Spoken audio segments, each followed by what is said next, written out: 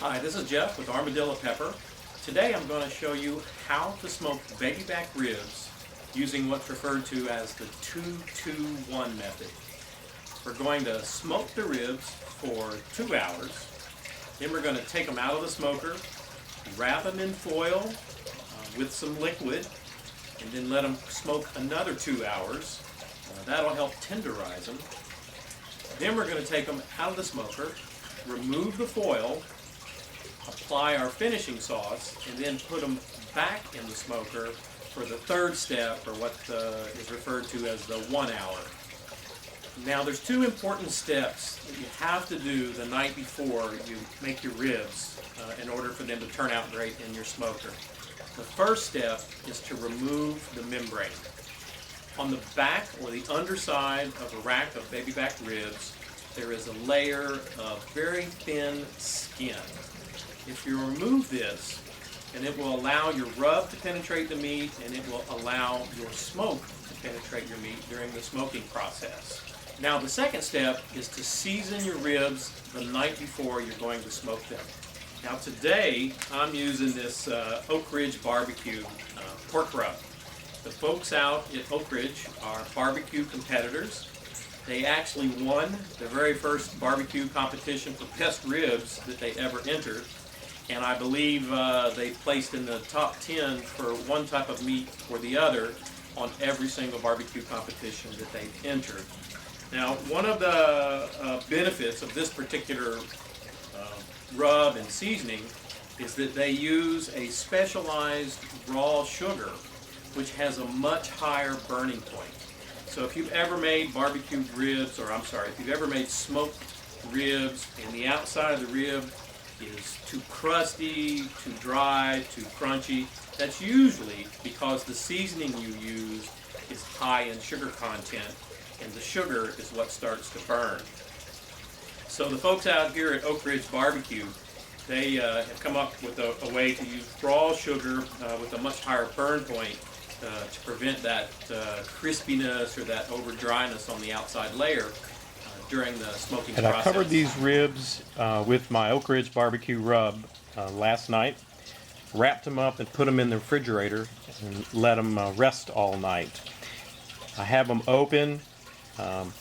You want to let them come up to temperature and not put them in the smoker cold. So it usually takes about 30 minutes to an hour. And right before I put them in the smoker, I like to just sprinkle them, or if you want to say refresh the ribs one more time with the rub I'm using.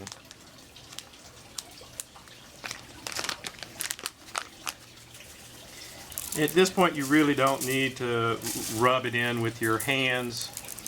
I did that last night before I wrapped them up and let them sit in the refrigerator all night.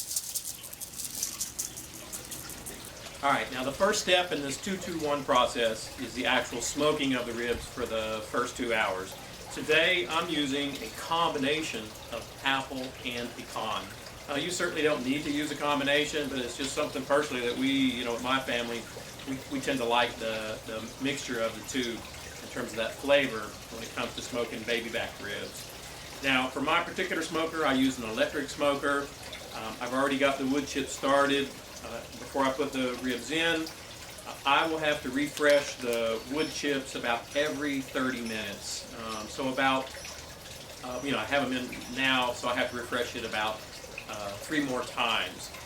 Nice thing about the particular electric smoker I use is you don't have to open the door, you don't lose a lot of heat.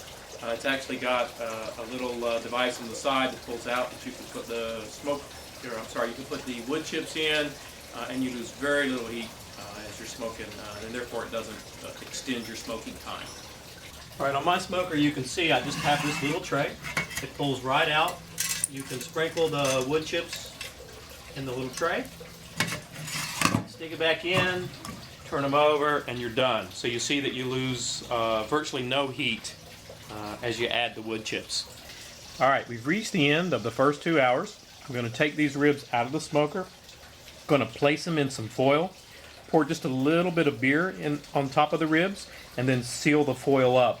If you don't want to use beer, you can use apple juice is another option, but you want some sort of liquid in there to kind of steam those ribs to give them tenderness.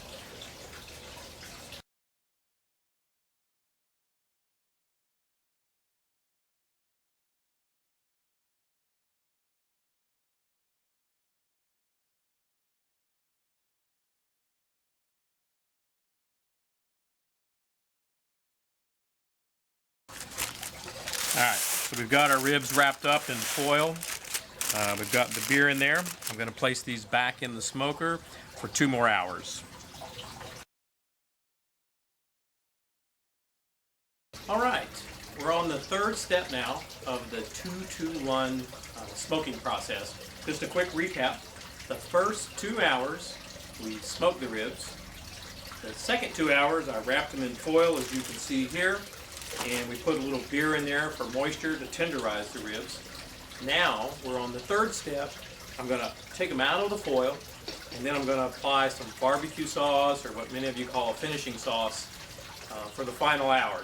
Now what we're going to use today, we love to try different things, and I'm going to use Corky's barbecue sauce. This is a great famous barbecue restaurant out of Tennessee. And then on the other rack we're going to use this Rivers Smokehouse hot sauce, hot barbecue sauce. It's actually not so hot, it's more tangy. And they have a series of restaurants right here in Florida.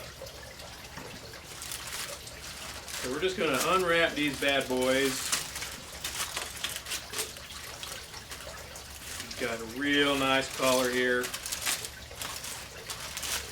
I'm going to put some barbecue sauce on them. And then we're going to put them back in the smoker for about 30 minutes.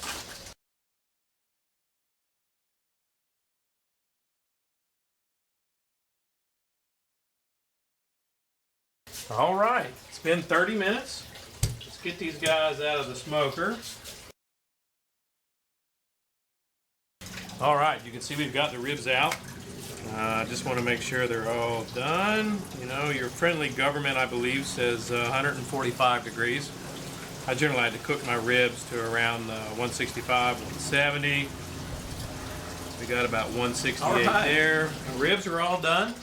We finished all 3 steps in the 2-2-1 process.